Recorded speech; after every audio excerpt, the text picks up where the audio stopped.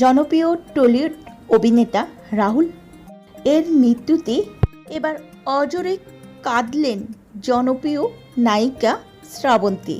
জানা যায় রাহুলের মৃত্যুর খবর পাওয়ার পর থেকে শ্রাবন্তী কান্নায় ভেঙে পড়েন এবং খবরটি তিনি বিশ্বাস করতে পারছিলেন না।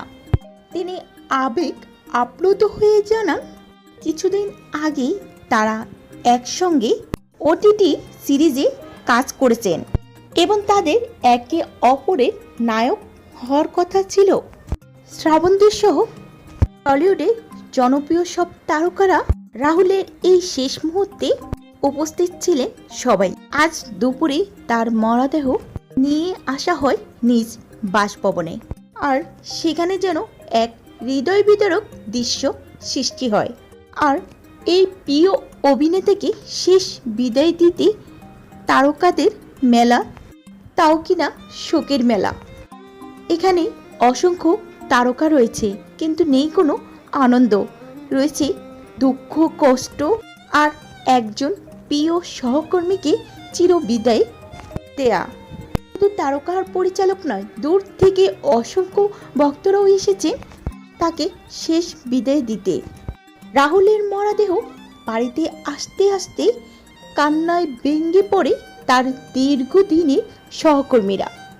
রাহুলের হাসি, ঠাট্টা, মেকআপের আড়ালে যে আনন্দটা আজ যেন সবই স্মৃতি হয়ে গেল। উপস্থিত একজন বলে উঠলেন, রাহুল শুধু একজন প্রতিভাবান অভিনেতাই ছিলেন না, তিনি ছিলেন একজন হাস্য উজ্জ্বল এবং অত্যন্ত প্রাণ উজ্জ্বল একজন মানুষ।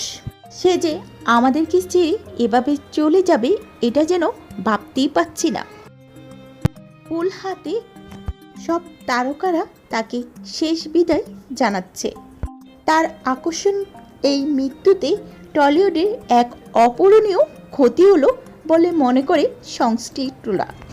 মঞ্চ থেকে বড় পর্দায়, ধারাবাহিক, টিভি, রাহুল তার সব জায়গায় প্রতিভা দেখিয়েছেন। সহকর্মীরা জানান, কাজের চাপও তিনি যেভাবে সবাইকে মাতিয়ে রাখতেন, শূন্যস্থান পূরণ হবার নয়।